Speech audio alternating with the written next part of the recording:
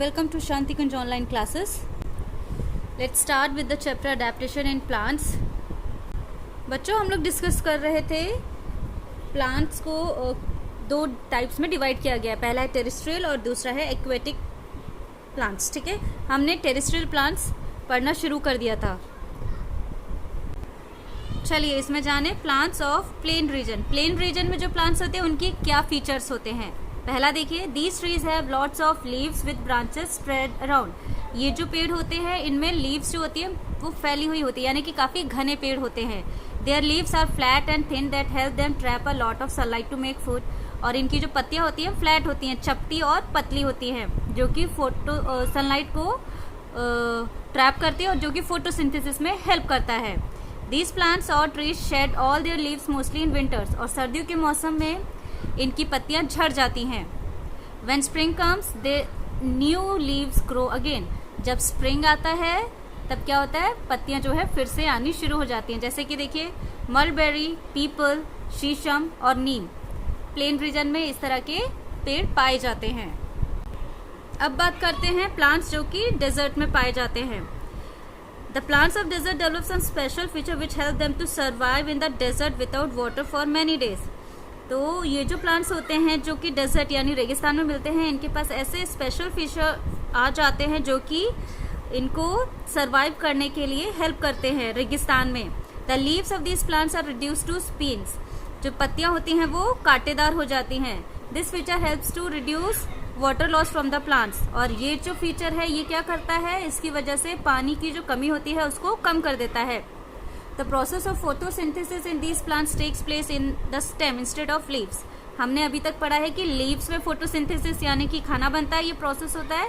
लेकिन जो रेगिस्तान में पौधे होते हैं उनमें फोटोसिंथेसिस कहाँ होता है, स्टेम में. ठीक है. The fleshy stem stores food and water which is used by the plants to survive in the deserts. तो जो फ्लैशी स्टेम्स होते हैं, जैसे कि आप यहाँ ये चित्र देख रहे हैं, ये देखिए इन चित्रों में जो आपको ये मोटे से जो स्टेम्स नजर आते हैं, ये क्या करते हैं, इसमें फूड जो है वो स्टोर होता है, फूड एंड वाटर दोनों, जो कि रेगिस्तान में उगने वाले पेड़ और पौधों के लिए जरूरी होता है. The desert plants have very long roots. इनके रूट्स जो होते हैं बहुत ही गहराई तक जाते हैं. क्यों? क्योंकि ये पानी की तलाश में काफी जमीन के अंदर तक चले जाते हैं. ठीक है. Some plants have strong and hardy leaves. This helps them to survive in hot, dry desert. कुछ प्लांट्स ऐसे हैं जिनके पास बहुत ही स्ट्रॉन्ग और बहुत ही सख्त कह सकते हैं आप लीव्स होती हैं. ऐसा क्यों होता है, ताकि ये गर्म मौसम में, धूल भरी मौसम में, रेगिस्तान में इन पौधों को सरवाइव करने में हेल्प करें.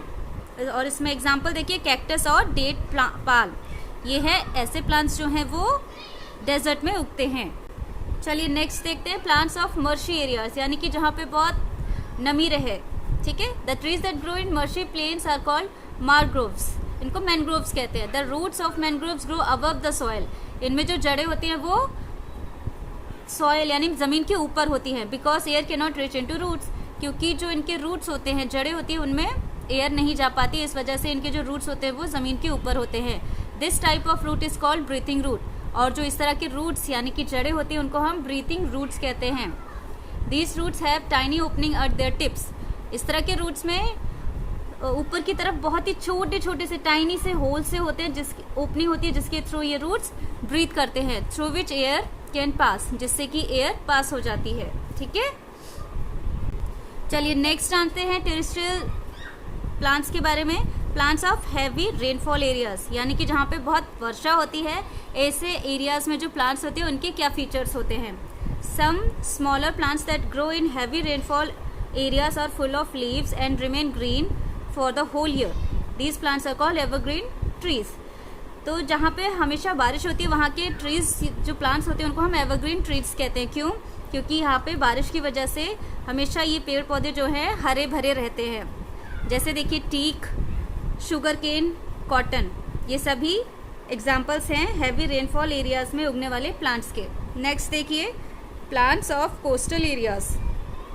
The plants that grow in coastal areas are adapted to hot and humid climate. यानी कि जो प्लांट्स जो हैं कोस्टल एरियाज में ग्रो करते हैं वो गर्म मौसम के लिए अडेप्ट होते हैं और ह्यूमिड क्लाइमेट के लिए भी. ठीक है.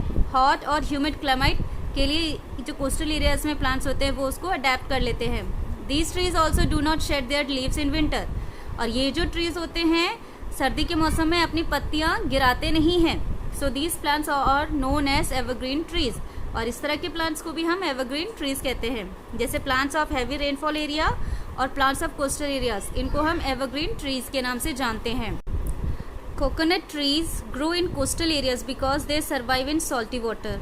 आपने देखा होगा नारियल का पेड़ ये कहाँ ग्रो करता है? कोस्टल एरियाज में, क्योंकि ये सॉल्टी वाटर जहाँ पे नमकीन पानी होता है वहाँ पे ये सर्वाइव कर पाता है। तो प्लांट्स ऑफ कोस्टल एरियाज में क्या क्या आ जाएंगे? Rubber, coconut, paper. ठीक है बच्चों, आज हमने टेरेस्ट्रियल और लैंड प्लांट्स के बारे में जाना। आज के लिए मैं बस इतना ही करा रही हूँ, आप इसे पढ़ें और समझें।